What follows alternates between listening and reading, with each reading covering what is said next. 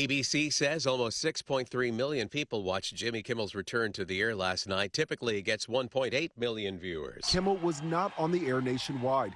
Two companies that own ABC stations are still preempting the show. Sinclair saying discussions with ABC are ongoing as we evaluate the show's potential return. And Nexstar wants assurance that all parties are committed to fostering an environment of respectful, constructive dialogue in the markets we serve. ABC's Lionel Moise, Kimmel's full monologue, has so far racked up over 15 million views on YouTube. AT&T customers who were victims of a data leak have until November 18th to file a claim as part of a $177 million settlement. Over the course of 2024, tens of millions of AT&T customers had personal information leaked onto the dark web in two separate cyber attacks. The telecommunications giant has denied any mishandling of its customers' data, but has agreed to pay out millions to settle claims from a class action lawsuit. Go to Kroll Settlement Administration to see if you qualify.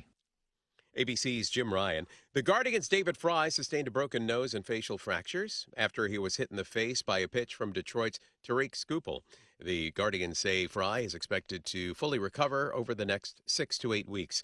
A hurricane warning has been issued for the Azores as Hurricane Gabrielle moves across the open Atlantic. The Azores are a cluster of 9 volcanic islands almost 900 miles west of Portugal. Dave Packer, ABC News. Progressive presents Employee of the Month. Small Business Edition. Today's recipient from Lucky Larry's Landscaping, Larry! Larry saved his business money with a quick commercial auto quote from Progressive. Does it help he's his own marketing manager, accountant, executive assistant, and never been late? Technically, yes, but saving really put him over the edge. So, Larry, give Larry a round of applause. Be your own Larry. See if you could save in as little as 8 minutes at ProgressiveCommercial.com. Progressive Casualty Insurance Company and Affiliates. News Talk 610 AM and 102.1 FM. KVNU. It's now 5:05 on this beautiful Wednesday afternoon. I'm Will Feelwright with your KVNU local headlines. Well, earlier today in athletic news, Al Smith, interim president of Utah State, introduced Cameron Walker as the 13th athletic director and vice president over athletics at Utah State. Walker said it was both awesome and humbling to become the newest AD at USU. He said that he and his family are excited to be Aggies, and he's looking forward to helping Utah State transition into moving into the Pac-12. To our staff, faculty, and students, we must take the lead. We cannot expect anybody else to live and breathe Aggie athletics if we don't. It starts with us. We're committed, we're united, bring your families, we're all in this together. To our alumni, be proud, wear blue, come back often. We need you to stay connected and invested. To the community, President, I don't know if I have this ability, but I'm doing it. If you're from Cache Valley, you're an Aggie. Now, Walker said that all of us have to begin sprinting now if we're going to compete in the Pac-12. In other news, a man and a woman were found dead inside a Midvale home yesterday morning in what police are investigating as a possible murder-suicide. Officers with the Unified Police Department were dispatched to the home at about 11:15 yesterday morning. Now, when police went inside, they say they found the couple deceased. Sergeant Amy Race with the Unified Police Department said that there was no history of domestic violence at the location. Neighbors, meanwhile, said that the couple seemed to have a loving relationship and that everyone in the community is shell-shocked at what has happened. And a woman was hospitalized after she was hit by an SUV while in the front yard of her Roy home yesterday. According to Sergeant Josh Taylor with the Roy City Police Department, the alleged hit and run began at about 9:45 yesterday. The woman was taken to a hospital with injuries that are believed to be non-life-threatening, while the suspect vehicle was described as a dark charcoal gray Toyota RAV4, and investigators believe that that vehicle likely sustained damage to its front grille and headlights due to the crash. Now, police are asking anyone that may have information regarding the crash to contact law enforcement. Well, we've enjoyed sunny, clear skies today, and it's just going to continue through the rest of the week. As overnight tonight, temperatures will drop back into the mid to low 40s. We'll see clear skies continuing to tomorrow as temperatures will get back into the low 80s, stay in the low 80s for Friday. And looking ahead to the weekend, well, it's going to stay mostly clear on Saturday with temperatures around 84. Slight chance of some isolated thunderstorms, though, coming in on Sunday. And weather this hour is brought to you by Whole Tree Care. Remember, you can still take advantage of their 10% discount to have your trees and shrubs trimmed. It's with Whole Tree Care. Give them a call today at 760-6587. I'll have another check of your local news at the bottom of the hour. I'm Will Feelright with your KVNU News Update. It's been a crazy few months with big rainstorms fueling the weeds in your lawn, garden, or empty lot, and the spiders coming inside to beat the heat. You need help. Let Logan Extermination take care of those pesky weeds and unwanted pests with an exterior lawn application and interior treatment for bugs. Call Logan Extermination today before your home becomes enemy territory. Logan Extermination, 752-8450. Weed control starts at $45. Interior spider spray starts at $95. Breaking news and stimulating talk. News Talk KVNU, 610 AM and 102.1 FM. Comfort isn't something you should cross your fingers and hope for. It should be guaranteed. That's why at Canyon Plumbing and Heating, our membership plan gives you true peace of mind. For less than $10 a month, you get priority scheduling, discounted rates, and system checks twice a year, so your home stays safe and comfortable. Protect your home, protect your comfort. Call Canyon Plumbing and Heating or visit canyonph.net. Canyon Plumbing and Heating, comfort made easy. Got sinus issues or trouble hearing? What about tonsil issues? Don't let discomfort hold you back. Intermountain Budge ENT Clinic is ready to help with expert care in ear, nose, and throat health. Dr. Matthew A. Wilson and Dr. Andrew J. Goetz provide personalized treatments, including thyroid surgery, to get you feeling your best. Breathe easier, hear clearer, and live better. Call Budge Clinic ENT today at 435-716-1420. Local care with Intermountain expertise. Prices have been reduced again during Anderson's Seed and Garden Cash and Carry Sale. They've marked down all remaining trees, shrubs, evergreens up to 50% off. But if you pay with cash, you save an additional 10% off your purchase price during their annual Fall Cash and Carry Sale. That's 60% off a wide selection of top-notch plants in stock. Get them now before they're gone. But hurry while the selection is the best. Anderson's Seed and Garden, 69 West Center, Logan.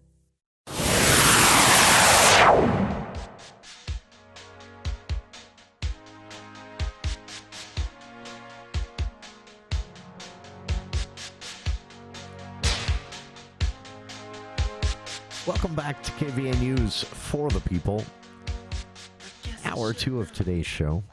And fireworks on Capitol Hill today, but not in the way that is usually playing out. Normally what happens during legislative activity or the legislative session, interim, special sessions, things like that, if you get any feistiness, it's often in the House and a Republican and another Republican going at it over a bill on a disagreement regarding legislation.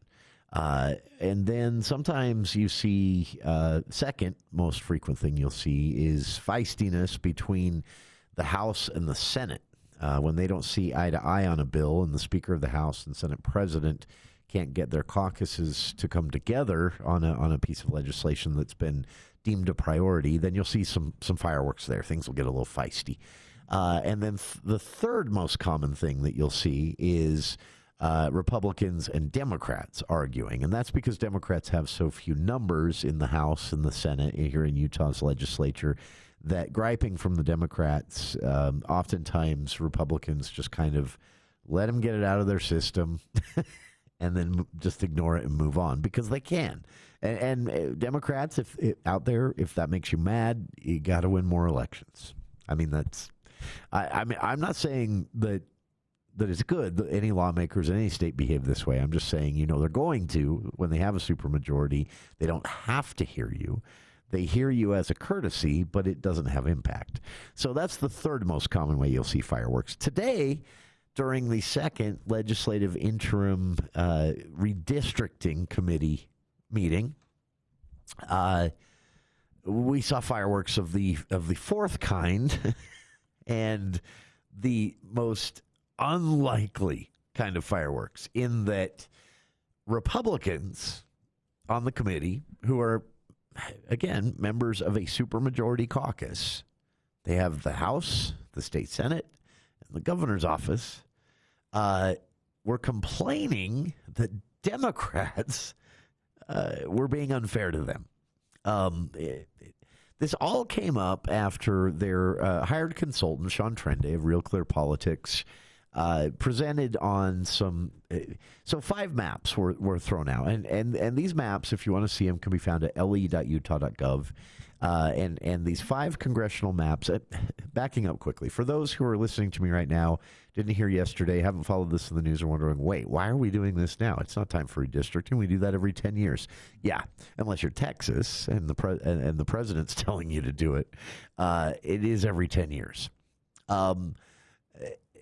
This was a court-ordered thing. So it took this long to get through the courts. And long story short, the voters in 2018 passed Prop 4, creating an independent redistricting process. A committee was formed. Well, first, lawmakers tried to repeal that. They got yelled at, and they stopped that effort.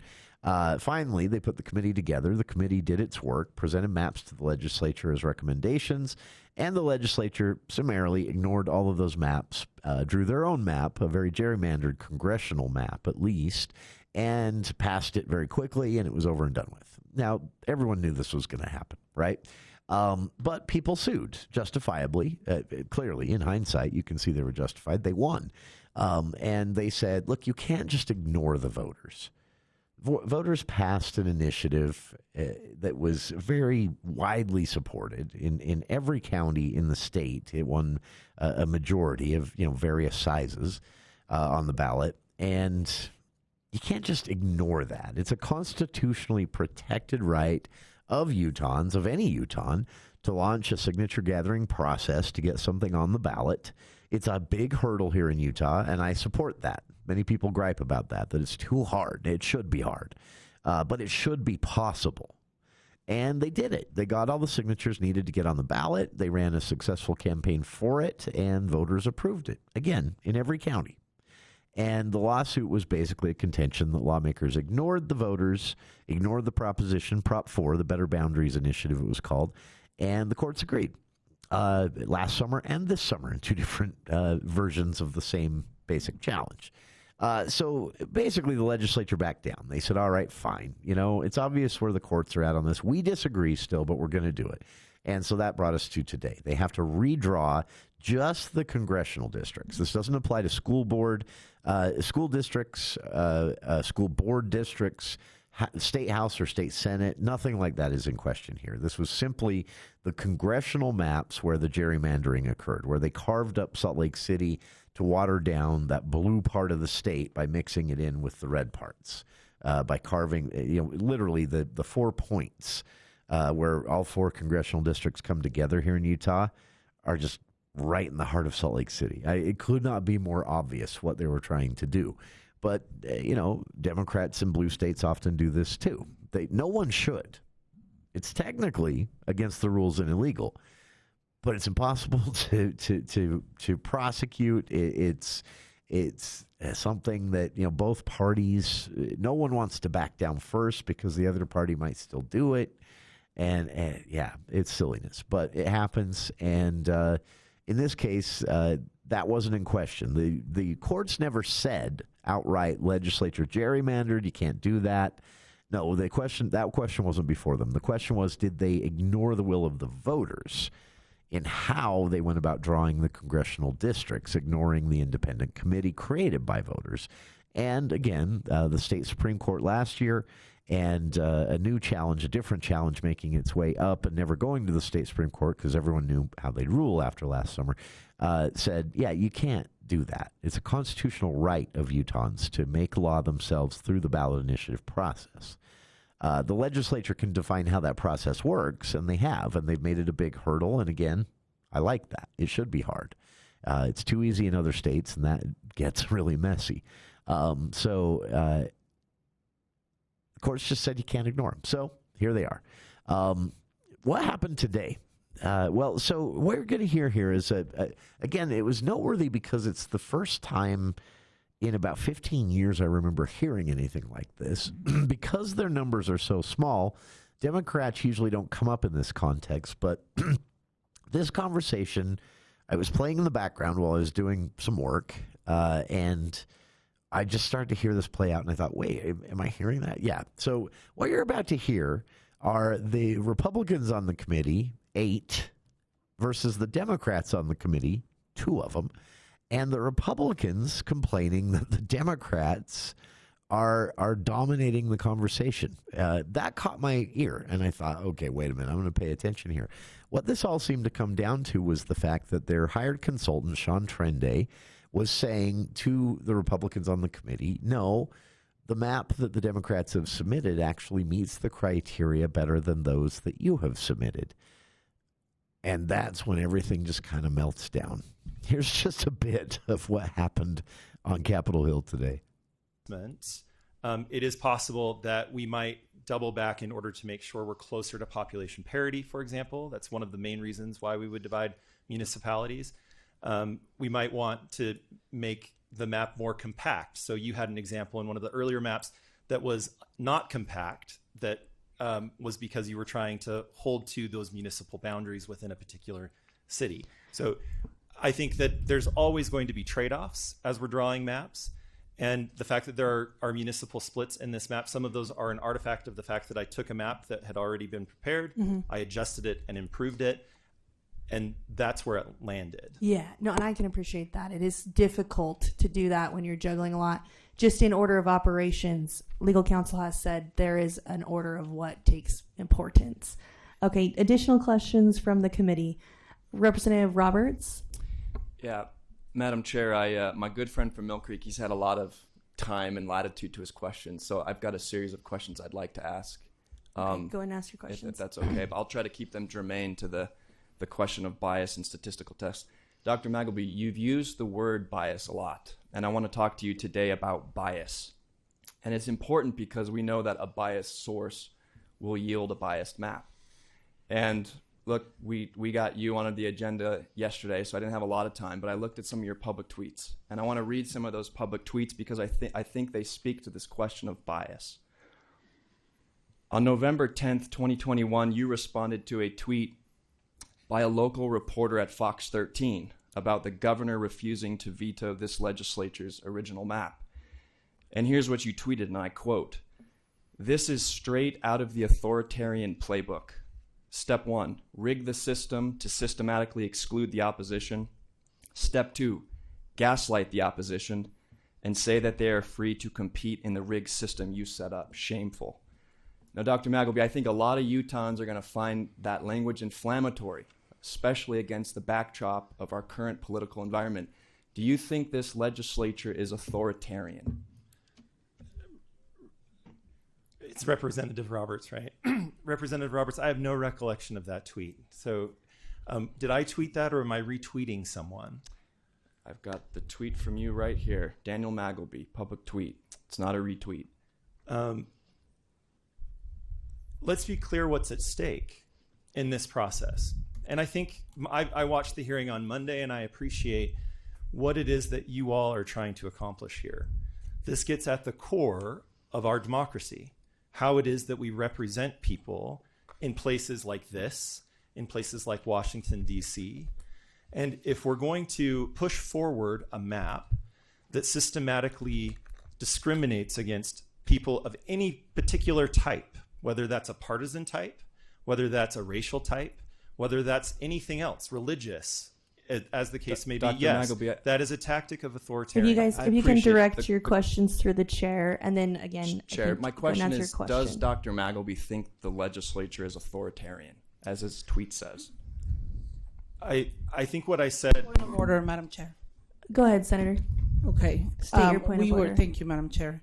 We were not allowed to ask questions about partisanship or even the background of Professor Trendy as the hired... Senator Escamilla, Representative Owens asked that if he specifically only drew maps for Republicans and that he only drew for one party, I agree. I think those questions were completely wading into an area of deposition.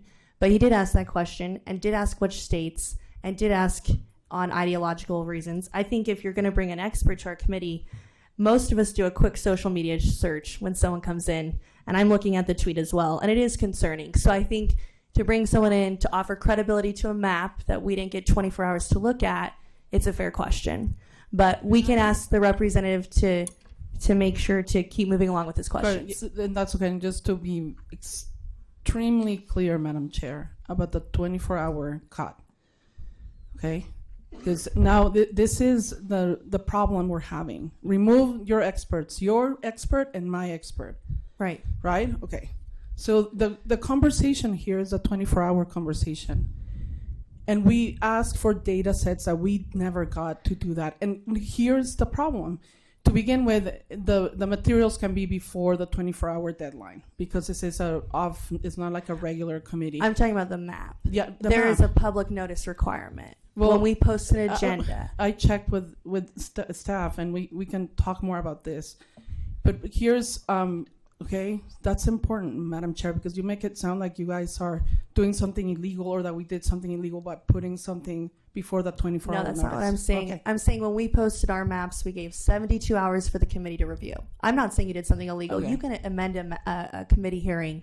I'm saying that we tried to get the map so that it could go out with the initial public and notice. we tried our best with limited resources, and I think that's all I want to make as a point, that it was never intentional to be hiding any information. Absolutely. Thank you. Really quick, Representative Roberts has a few more questions. I do think this speaks to bias, and we've talked a lot about that. And I'd like to ask my questions, if that's okay. If you want to go to your next question, go ahead. Well, Madam Chair, could I answer his question, though? And it takes one word. I think he's asked you twice. I'm just going to say no. I don't think that you're authoritarians. And I have high hopes that you will do well by the people of Utah, giving them a map that represents their interests in Washington. Thank you. Go ahead, Representative Roberts. I want to continue on a couple more tweets. You said here, October 1st, 2020, you said the system is already rigged in favor of Republicans. Democrats can make things a little better if they add D.C. and Puerto Rico as states. Now, again, I got to say, the people of Utah are going to ask, and the media should ask, is it your intent to use this map to rig the system in favor of Democrats? That is not my intention with this map. I have no intention of rigging the system. Madam Chair, that's my answer. Thank you. Okay. And Madam Chair, there's dozens of these tweets. I'd encourage the public to go look at them in the media.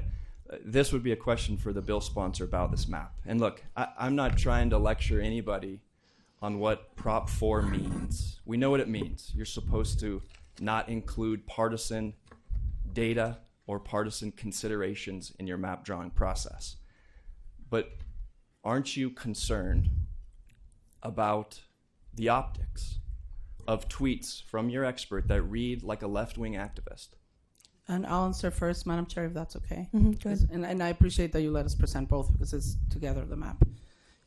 So the answer, Representative Roberts. I'm sorry, Roberts. I know you're new in the legislature. Nice to meet you. No, I'm not, and I'll tell you why. Because I think why we were desperately looking for an expert, and I will encourage staff to share the process to get to the expert of Sean Trendy, that is considered a Republican hired. So to answer your question in terms of optics, and I think I'm not concerned because it's the same as what you guys had in your expert, and we couldn't even get the data. And that's why we end up hiring someone, Representative. So I think you are actually getting to the core of the problem, and that is we are supposed to work as a legislature in a nonpartisan way for this process. And you're correct, this is hard, getting us to this conversation and everything. And we attempted, and I'll speak for my chair in my chamber, because I've known him for a long time and we worked together for a long time. We were conversations about trying to get a process that was fair for the public. And when we couldn't access info, which was the first time we noticed that we couldn't get through information, that's what made it really hard. So I will say, I think what you're describing, these are experts, and Dr. Trendy, which I reviewed the same things you did, of our expert, And you did ask me, by the way, on Monday, his name. And we didn't have a map, right? We were still working. That's why I'm like, I don't even know if we're going to have a map and timing. That I was hoping that we could just get through having all access to the same info. So we didn't get it. Yeah, I mean, Dr. Trendy looks, to me very suspicious. Like probably Dr. Magleby looks for you. But they are experts in their areas. They hold their degrees and information. And I think that did the purpose of getting an expert. Now, the Office of Legislative Research and General Counsel that staffs all of us hire one expert for all of us. So the short version of all of that, experts were hired. Sean Trende, a national personality, he's an election analyst, and he often is, opining online and things like that. But he's, pretty much a non-controversial figure. He is in the category of what they call themselves never Trumpers. He's not a fan, but he's a lifelong Republican. And my point being, a safe hire for Republicans. If you're looking for someone who is at least likely to produce maps as an expert consultant that favor Republicans, then they hire a local expert, this Dr. Magleby, and then what happens in between Monday and today is both experts, based on the criteria they've been given to draw maps that Republicans on the committee don't like. And then, as you heard, at least Representative Roberts trying to attack the experts with old tweets, mean tweets. You tweeted something mean a couple of years ago. And then the Democrats, Senator Luz Escamilla there at the end, coming in to defend the experts that the Republicans hired on this committee. This isn't partisan commentary I'm getting to here. My comment in all this, as I listen to this play out, is, are we sure the adults are in charge? I find myself asking that. I asked it on Monday, and I'm asking it again. I have never seen the legislature lose its composure this much over maps. But again, so bizarre to see this today. They didn't like the maps their experts produced, so you have the Republicans who have a majority on the committee criticizing their experts that they hired. And then, as you heard at the end there, Senator Luz Escamilla, top Democrat in the state Senate, defending the experts that the Republicans hired as experts, saying, again, as you heard, look, we hired them for their expertise. And now you're picking through their 2-year-old tweets because you didn't like the maps they brought us as experts. This is going to be so wild, folks. But in the end, the legislature is really good at this. A circus and fireworks that makes you think the whole thing's going to melt down. And then at the end, they all come to their senses and something good comes out of it. Fingers crossed that that's what happens here. But either way, as early as next Monday, public hearings are legally required on whatever maps they end up going with. They may go with one, they may go with 2 or 3. But either way, there's a legal requirement for public hearings. So keep your ears open for that. We'll announce them as soon as we know here. And those public hearings will happen over what is really a brief 10-day period throughout the state. It'll be your one and only chance to see the new congressional boundaries. This will affect Congressman Blake Moore. This will affect Celeste Malloy, Chris Stewart, Burgess Owens. All of them will be affected in some way by the new map, and your chance to weigh in on it will likely be in the form of a single public meeting. So as soon as we hear when that schedule is out, we'll let you know for sure. It's not out yet and likely won't be any earlier than tomorrow afternoon or possibly even Monday morning. But wild. If you want to hear the whole committee hearing, there were other parts. Some of the committee members, Democrats and Republicans alike, were arguing with members of the public during this. There was a few fireworks as they tried to wrap up the meeting and disagreed over the minutes from the last meeting. Yeah, tensions are high.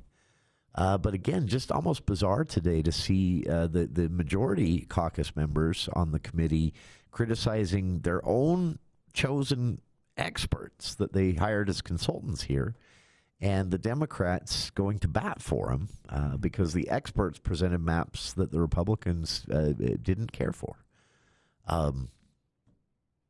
There's a chance, I guess, the whole thing melts down, but the courts have said they have to do this. So one way or another, they've got to have it done by I think it was a November 3rd deadline. At the latest, and these maps will be the maps used in the elections next year, the 2026 midterms. So it's important stuff. And right now, it ain't going well on Capitol Hill. We'll be back with more of, I shouldn't laugh, but yeah, like I say, I'm confident that everybody will calm down and the legislature will get this done. But today wasn't encouraging. We'll be back after this look at the news with KVNU's Will Feel Right.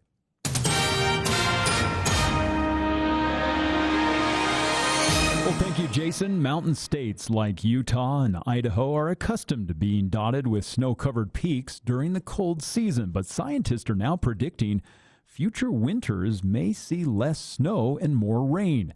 Now, they're warning that the trend may mean less water from the spring snowmelt for states that depend on runoff for their annual water supplies. Now, University of Utah hydrologist Mackenzie Skillis says that climate change is shrinking the snowpack and depleting the water that it supplies. In the start of winter, in the accumulation season, it's precipitation as rain rather than snow. And so we're building up less snow. And in the springtime, when snow starts to melt, that shallower snowpack melts faster.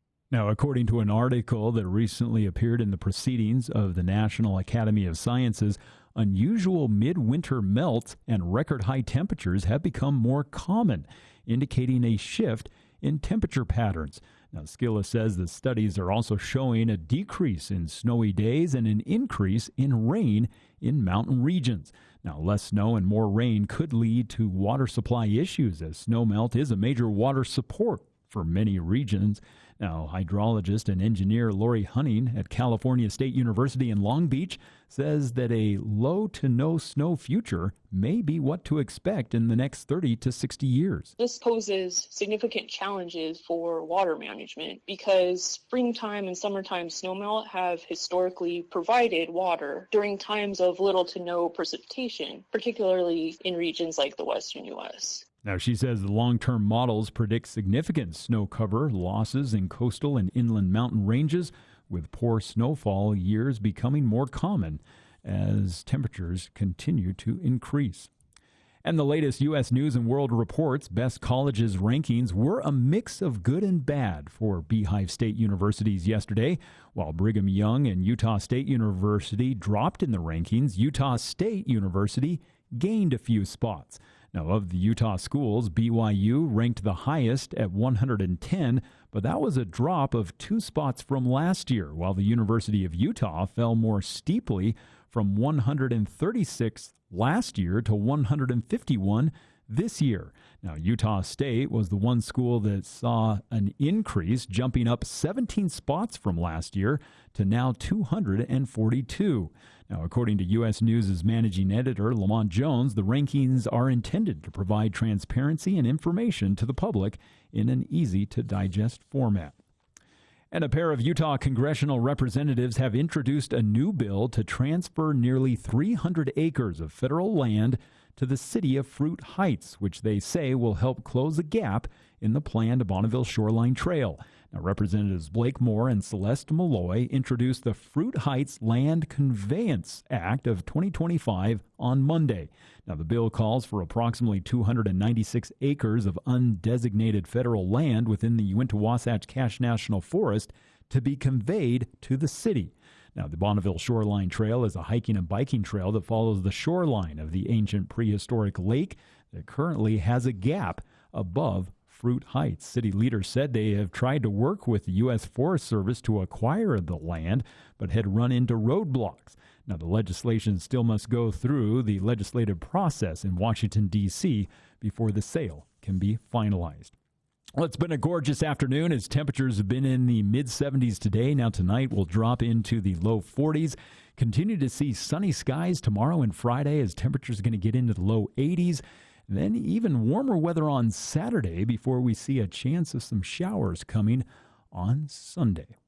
And weather this hour brought to you by Roof Rescue. From minor repairs to complete roof replacements, it's time to check your roof as we head towards the winter months. And remember, Roof Rescue, for 10 years now, they've been providing watertight peace of mind. It's Roof Rescue, and I'm Will Feelwright with your KVNU News headlines.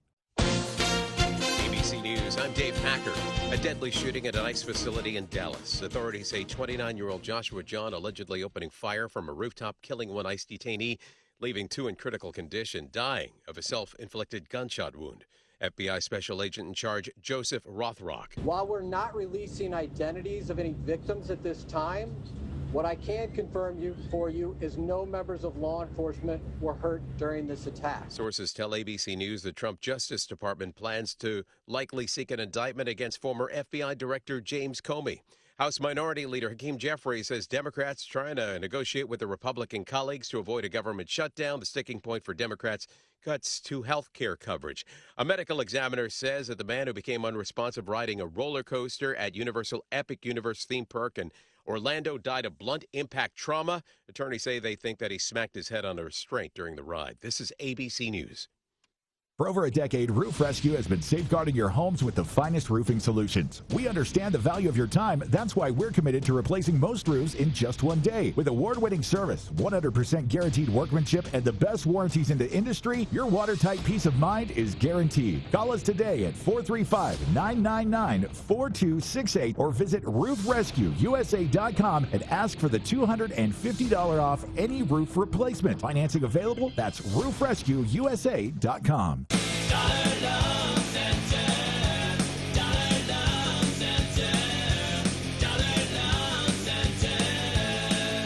Hey, Chuck, can you walk our listeners through the process of getting a signature loan from Dollar Loan Center and don'tbebroke.com? You just need a couple things: a state-issued ID, a recent pay stub, proof of residence, the basics. You fill out a simple application in the store or on your phone if you like, and applying is free at the DLC.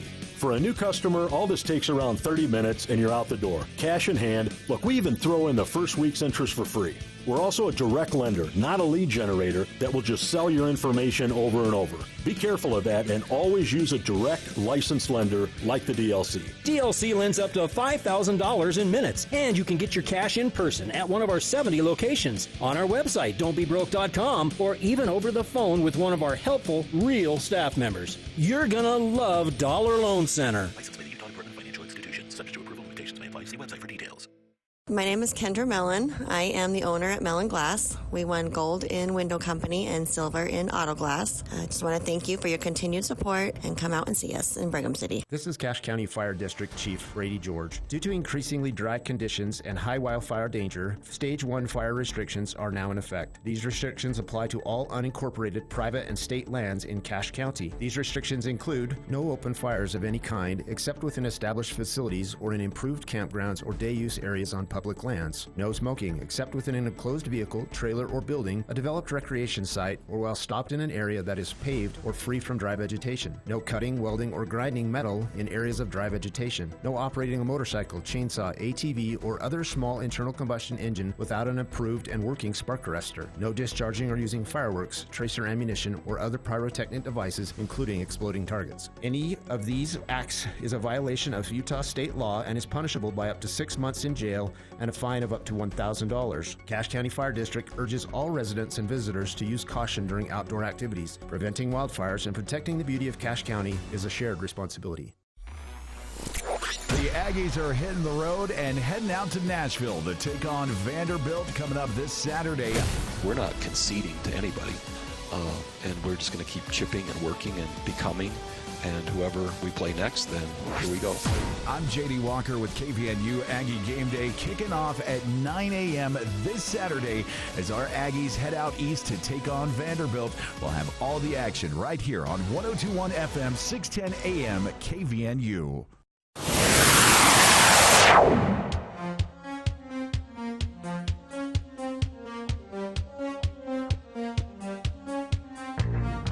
One additional clip I grabbed from the Utah Redistricting Committee's meeting today. Again, tempers were flaring. I don't know what happened. Monday's meeting was okay. I mean, you could tell lawmakers were a little grinchy. They were even there under court order, redrawing the congressional district boundaries after a court ruled that they ignored the will of voters, not letting the independent redistricting committee's maps become one of the maps, ignoring that committee basically and drawing their own. That took years to settle. Redistricting happened in 2020, so it's been 5 years. So that's why midway through, they're redrawing them this week. And again, they expect, the committee today said they'll likely have maps decided upon by Friday afternoon, maybe not early enough for a public announcement. So maybe Monday morning, there'll be an announcement of when and where the public hearings required by law will take place throughout the state. They have to have so many, and they have to be, you have to do them in a way that you're reasonably only forcing people to drive at most 30 miles, I think, is the way the law reads, unless they've changed that. But it has to be close. So we'll likely get one here in Cache Valley. There may be another in Box Elder County. They might combine the two. We might have to drive to Box Elder County. Box Elder County may have to drive up here. We'll see. But that announcement likely won't come till Monday morning. Then you'll have 10 days to get to one of these public hearings. That's your only chance to weigh in on these maps. And every congressional district will be affected by this because the maps lawmakers drew carved up Salt Lake City. So Blake Moore has a tiny little sliver of Salt Lake City. Celeste Malloy has a tiny little sliver of Salt Lake City. Burgess Owens, tiny little sliver. And the newest rep, Chris Stewart, former House state senator, has a tiny little sliver of Salt Lake City. Yeah, that's gerrymandering, folks. But that wasn't the question before the courts. The court was simply asked, did they ignore the will of voters when they ignored the independent redistricting committee voters created via the ballot initiative? And the court said yes. And so here we are. And one more, I don't really... let's be clear. I'm not in any way poking fun at lawmakers over these clips. I was actually really irritated by this. You heard before the news, you heard one lawmaker going back 2 years in some person's tweets to find a reason to criticize their maps. And again, a person they'd hired as an expert. They were just mad that the maps this person presented they didn't like. And they're doing the same to a well-known political figure, Sean Trende, who they hired, but is producing maps based on the court's guidelines, which are based on the state constitution and the Prop 4 initiative voters approved. It's producing maps that the Republicans on the committee aren't liking, and so they're getting feisty. But seriously, I cannot believe, I'm still in shock, even just talking about it right now. I cannot believe we actually went there this morning. Elected officials going, oh, well, you tweeted this mean thing a couple of years ago. Really? I mean, come on. There was another part today where tempers flared again, and it did involve our own, from here in northern Utah, State Senator Scott Sandel.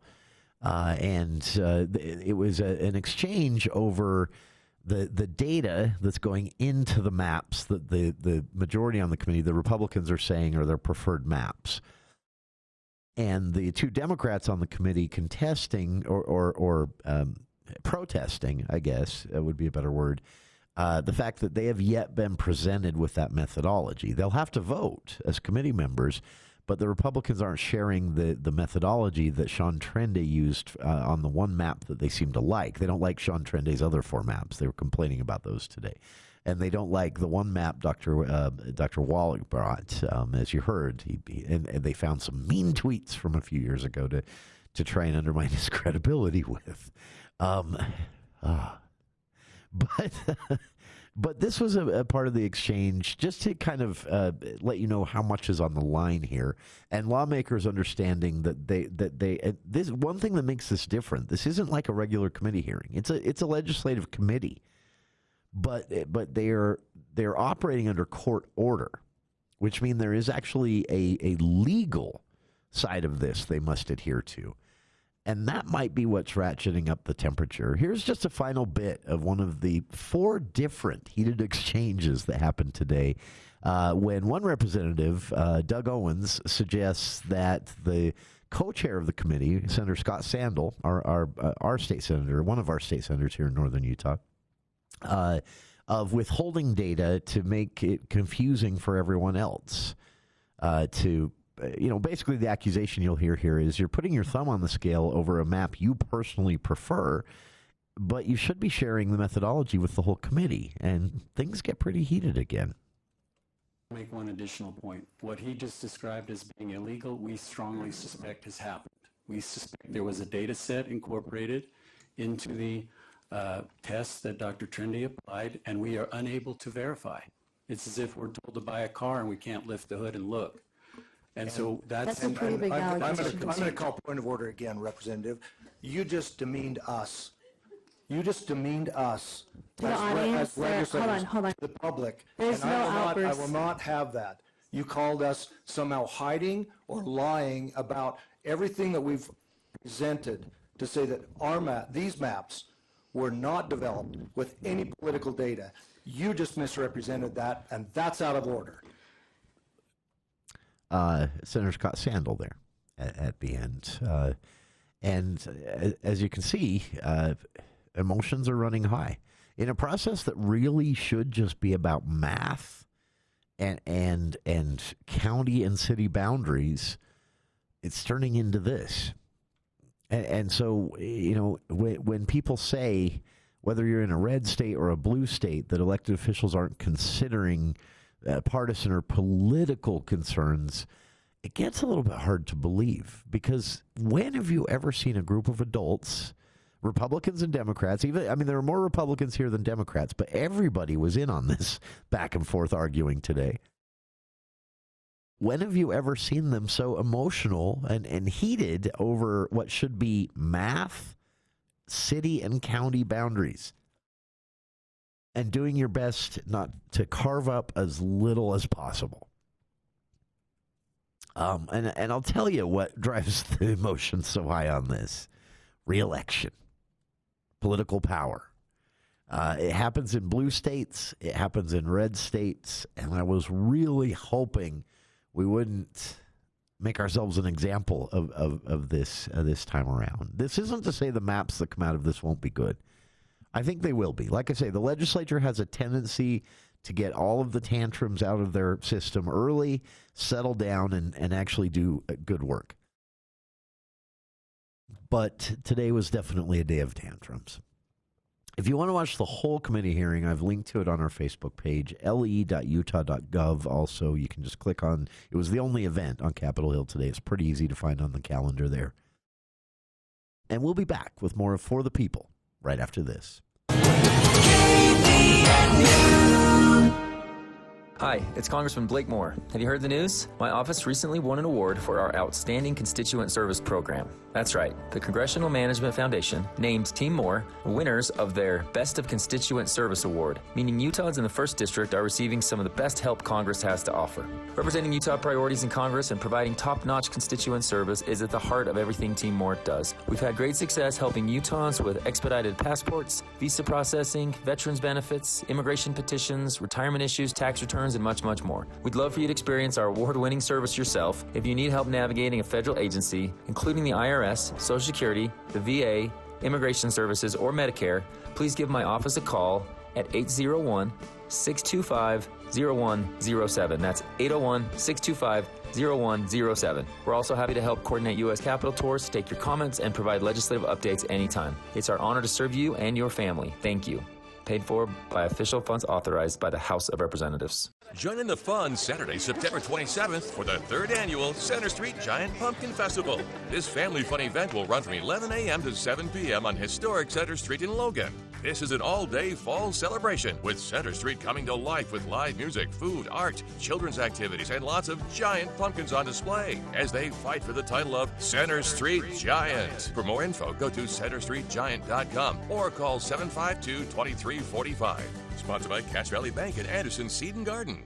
The Above and Beyond Salute. Hello. Yeah, good morning. Is Jordan Hansen there? This is him. Someone reached out to us anonymously and told us how you work as a counselor at Pioneer Elementary. Is that right? That's right. And I guess on top of that, you also coach baseball and have done so for years and worked with youth camps. I just like working with kids and helping them find their passion and helping them develop their skills. The Above and Beyond Salute, sponsored by Firehouse Subs on News Talk KVNU. Have you heard about the lonesome loser, beaten by the Queen of Hearts every time? Have you Welcome back to KVNU's For the People.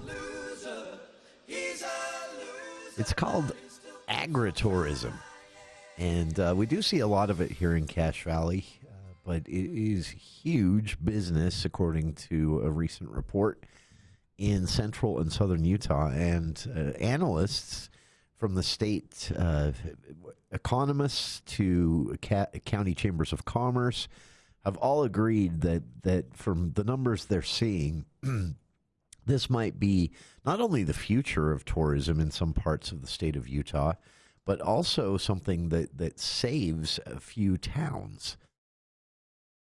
So to explain what I mean by save, there are a few areas in the state. Garfield County is the easiest example, but I feel bad bringing them up every time. It sounds like I'm picking on them. Garfield County, they put all of their economic eggs in one basket, mining, and that hasn't worked out well. And so the economy's been shrinking, and they didn't have food services or education jobs like we have here in Cache Valley. So when recessions hit, they'd get just double whammied. And what this has led to is a population that's been shrinking so steadily that there were questions recently about whether Garfield County even had enough people to support a school district in some areas.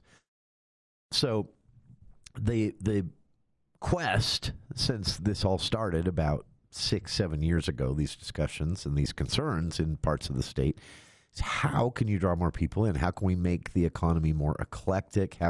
And this is a really creative way that it kind of popped up. But what really makes this interesting is this didn't come through the governor's office of economic development. This didn't come through some federal push with a granting program to try and make these things happen. This was actually just families in certain parts of the state. In this case, this report by Fox 13 News spotlighting a family in Chester, Utah. They just started doing this out of necessity. And now it's looking to be a pretty fast-growing industry here in Utah. So obviously, Sanpete County, where Chester, Utah is located, is a big farming area. They have very limited water and limited resources, and so farming is pretty limited itself on what they can grow, and what they do grow is controlled entirely by the weather. But what they found is that they can offset bad years and really take advantage of good years by bringing this agritourism thing into the mix. So in Chester, Utah, there's something called Sunder Creek Farms, and it's owned by Brett and Jenna Madsen. And they basically, both of them grew up in the county, Sanpete County. And they've been basically doing this for about 2 decades. And Brenda is actually third generation, she said, or Jenna, sorry, is third generation. She says her grandpa was a dairy farmer in Lehigh, and her dad took that over, and then the family moved to Chester. And she says, now here I am taking over the family farm here in Chester and carrying on with my 4, soon-to-be 5 boys. And so she's a 4th-generation dairy farmer now running a farm in the desert area of the state, Sanpete County. Not all desert, right? And you may recognize their name. The Madsons were actually, way back in 2019, they were on the History Channel's American Farmer. They were spotlighted there. And they talked about that a little bit in their interview with Fox 13, talking about their experience on that show. But the reason they're really in the spotlight here in Utah, and why even the Governor's Office of Economic Development is now keeping an eye on this industry to see if they can help in any way boost it even more, is the money. And we're talking everything. We're talking fall corn mazes. We're talking, some very traditional things like that. Fall corn mazes obviously is the first one that might pop into your head. But they're also getting a lot of money out of these little like corner of the field farmers market kind of things that are popping up. And then while they're there, one family for $5 a head is offering tractor rides along a strip of their farm that happens to follow a really beautiful stretch of river. And another family is actually renting out some of their outbuildings that they've renovated as Airbnbs, so people can actually come to the farm and spend a night or two on a vacation or even a staycation, and they don't even have to get dirty, but they can sit on the porches of these outbuildings that have been renovated into temporary residences. And for a nominal fee of a couple $100 a night, they can sit there and get the feel of living on a farm and then go back to their cushy job in the city, I guess. But they're in about an hour and a half from Salt Lake City, so Jenna says their farm attracts a big crowd, and they've actually been pitched by a couple of different, these companies that offer like tourism packages. When you go to a certain area, things that they recommend you go do, or that they'll even include the charges and fees for in your overall purchase price. And Jenna said they just got approached by a company that wants to include their farm, their bed and breakfast style Airbnb offerings, their tractor ride tours of some of the iconic landscape, and more into a full-on travel package for Europeans that will be coming next summer. It's really cool stuff. And again, my favorite part of this is this wasn't some incentive that dreamt up by economists or elected officials. These people just started doing it because they had to, and it's taken off. Agritourism is one of the fastest tourism industries in the American West right now. Check it out. Photos and more in the link to the Fox 13 story I placed on our Facebook page. That's our show for today. Stick around. Dave Ramsey next.